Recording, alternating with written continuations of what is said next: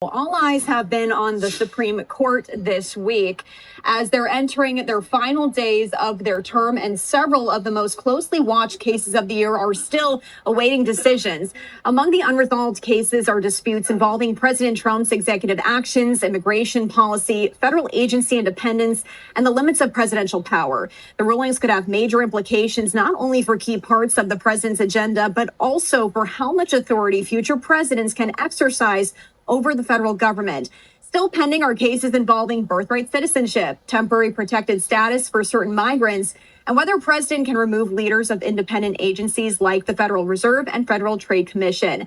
Now, as the court races to finish its work before the summer recess, these decisions could reshape the balance of power between the White House, Congress, and the courts for years to come. Joining us now is the friend of the show, attorney Jeremy Rosenthal, to break down the biggest cases still on the docket and what those rulings could mean. Good morning to you, Jeremy. As always, we appreciate you for coming on the program.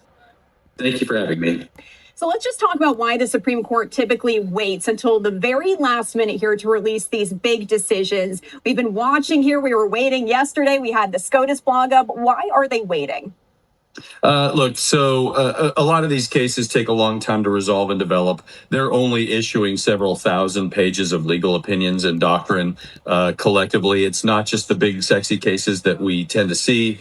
It's everything. There's a lot of smaller opinions that they do. And by smaller, I mean they just don't have the headlines. But those can sometimes be hundreds of pages.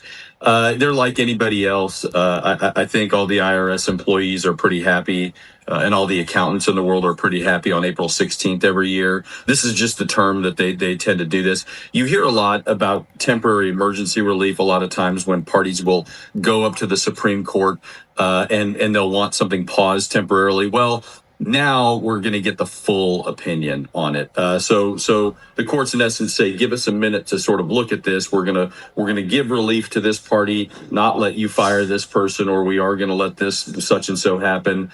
But when we're going to take a full look at this, and then we're going to issue a full opinion later, it just so happens that they kind of dump it on us all at once. Now, we're awaiting several key decisions here, a lot of them centering around President Trump. Let's start with the first one, birthright citizenship. That's one a lot of people are watching. What exactly is the Supreme Court being asked to decide, and why could this become really one of the most consequential immigration rulings in decades? Right. This is going to be the massive opinion of this term. And really, the 14th Amendment to the United States Constitution says that anybody who is born in the United States and is subject to the jurisdiction thereof, is a U.S. citizen. And the argument that the big fight is over the language of the jurisdiction, under the jurisdiction of. And Donald Trump, on his first day in office, signed an executive order limiting birthright citizenship, essentially arguing that to be subject of the jurisdiction, that means that your parents have to have a political alliance to the United States. That's a difficult argument to make, and it's one that's drawn a lot of skepticism, candidly, from both the conservative and the liberal justices. But the counter argument is that subject to the jurisdiction is an actual physical, real thing. In other words, if you're in America, take somebody who is here watching the World Cup from somewhere else. If you commit a crime in America, you're going to get prosecuted in America. In other words, you're subject to the jurisdiction just by being on our soil. And the Trump administration's argument is sort of the reverse. There is one opinion from the 1800s where something like this happened, and I won't get into the details, but functionally it decided against what this administration is arguing. They're trying to argue that the original intent of the 14th Amendment was to make sure that the children of freed slaves could be citizens. And they're not necessarily wrong about that part of it. They've got some hurdles to get around, though, with the actual language of the 14th Amendment. Now, during oral arguments, the justices appeared skeptical of the administration's position on this. But if they decide to side with the Trump administration, what impacts could Americans really see, and how quickly could they see them? It would be massive. The upheaval in at least the administrative side of this. You're talking about hospitals checking mothers' citizenship and status because they have a responsibility or part of the birth certificate reporting, and you're talking about administrative actions up and down the chains. Now, it is important to note that the administration is asking for prospective relief, not retroactive, meaning that they're not going to go back and declare people who were born in 1970s, 1980s, 1990s. They're not going to go back and declare that those people are not citizens. Essentially, if you were born in the United States after January the 20th, 2024 or 2025, excuse me, the day that Trump took office again, from that day forward, you would not be a U.S. citizen depending on the status of your parents. And that's one of the arguments and one of the hurdles that the administration has, is that's a bit of a nightmare to sort of, okay, well, now you're asking hospitals to talk about, okay, what is the parents, what's their status here, and are they intending to be here permanently? Are they not intending to be here permanently? Justice Barrett actually asked questions to that effect of the government. So to kind of dovetail on what you were saying, there's skepticism, candidly, from everybody on the Supreme Court, well, not everybody, but from both sides of the aisle. Jeremy, just touching on some of these other decisions we're awaiting here. Another major case involves temporary protected status, also known as TPS.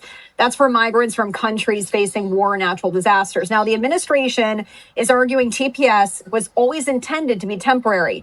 How strong is that legal argument, and what is the other side telling the court? Right. The TPS has to do with, as you were saying, temporary protected status. And so think about it like this. Somebody from a country that is either just the conditions are terrible or they're going to be politically prosecuted. When they come to the United States, let's say they come here and they don't come here lawfully. A lot of times we still protect them because if they go home, maybe they get put into jail or maybe they get executed or something terrible happens. So the United States has traditionally protected a lot of these classes, in particular from Haiti and some other countries in our continent now, or in our hemisphere rather. And so to that extent, they're also the argument is. I think all the justices agree on some level that these are that there's no status here for these folks, that they're sort of caught in this limbo. The issue that has been taken up is that administratively, the way that the executive broached this with the Supreme Court was what was called a shadow docket. And in a shadow docket, it sort of, the administration gets to cut in line for some of their emergency things that they want to do. And here, what the opposition is saying is, look, government, you don't get to cut in line. There's some administrative acts that you have to show your math. You have to show why you changed your policy decision under some congressional statutes. So that's sort of the fight. It's a super technical fight, but there are over 1 million people who are hitting reload on their computer because it would render them without status essentially immediately, meaning that they could be subject to detention or deportation should the Supreme Court side with the administration. So highly technical. Don't mean to nerd on at it too much, but the stakes are very high.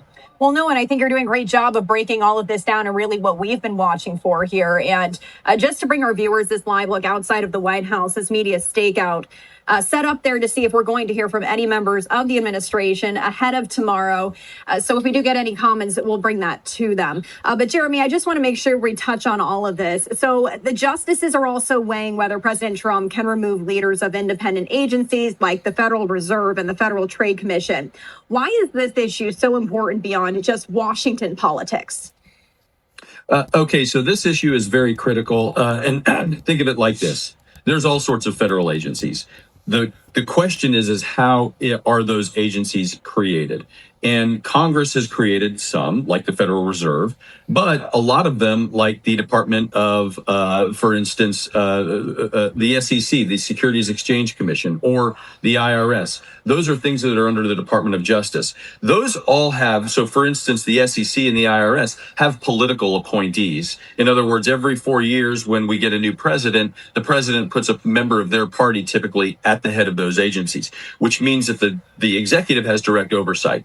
The Federal Reserve was created by Congress. And the Federal Reserve said, okay, we're going to put this person up there. They're going to be independent. We're going to give them a very, very long term, more than just one president. And so that way, they're not going to be subject to the winds of political change.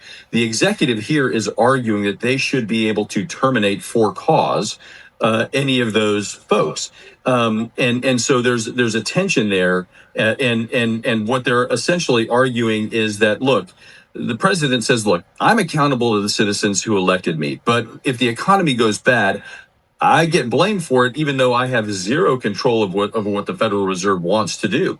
And I also have the ability to terminate somebody for cause under that statute. That was reserved to the executive. So you've got sort of a separation of powers issue there. Now, why this gets real technical important is this, is because a lot of these sort of appointments that were done by Congress, because Congress created these things, if they're sort of subject to termination by the president of the United States, then they do become a little more political, probably than Congress originally intended.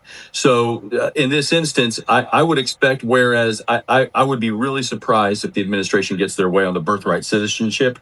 I wouldn't be surprised if the administration gets their way on this issue and the Supreme Court allows him to terminate some of those folks for cause from some of those agencies.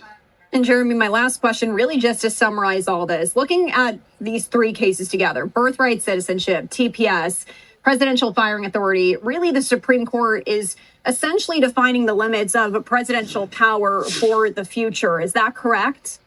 No, that's absolutely correct. And really, yes, the common denominator here in every one of these storylines and every one of these cases is executive power and authority. And that's been the case with the Supreme Court really for the last 2, even 3 years, because we wrestled with a lot of executive privileges and authorities, even while Joe Biden was president, the very last term. So whether this trend continues, that's certainly going to be the lead story of the Supreme Court for this era, if you will, is going to be executive authority and sort of exploring the limits and the boundaries of it. One thing that I'll be watching for, which is very, I think, interesting to the legal wonks like me, is that the Supreme Court's not supposed to be political. However, if Donald Trump, if his numbers sort of wane, if he leaks oil, if you will, in the Senate, potentially, that could be an indicator that the Supreme Court might feel a little more at ease disagreeing with him. So far, Trump has gotten his way a lot of the time, not every time, with the U.S. Supreme Court, certainly not on the tariffs. But that'll be sort of interesting to see. Is the Supreme Court shifting, and are they feeling a little more free to sort of disagree with the administration? That's sort of the game within the game here. But you're absolutely correct. Executive authority is the headline here. All right. And that is actually a very interesting point that you just mentioned there. So thank you for bringing that up. And once again, Jeremy, we'll be watching tomorrow to see if these decisions are going to come out. That term is coming to a close. Jeremy Rosenthal, thank you so much for joining us, as always, on Live Now from Fox. Have a great day. You too.